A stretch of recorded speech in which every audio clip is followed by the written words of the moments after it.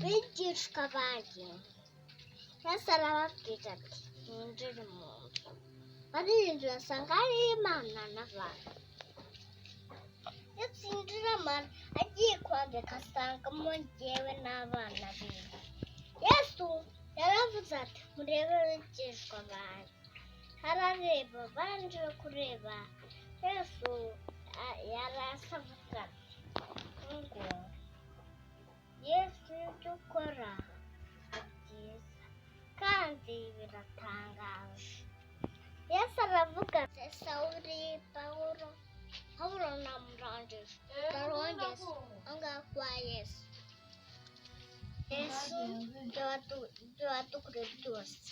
byaradushimishije ndetse nitujya mu ijuru tuzishime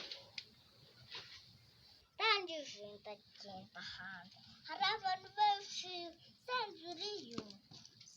ndakubwira ati Yesu tuba dukoreye ibintu byiza muri iyi si ndetse n'Imana yawe narayikoreye ibintu byiza nzajya nsenga Mana Yesu Mana nubwo uzakuturinda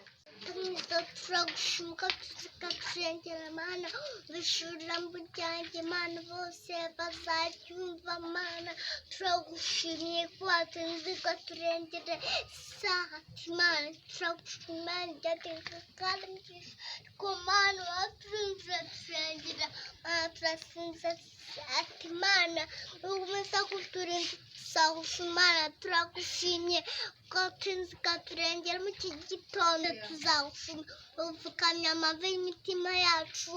aduke mu gitabo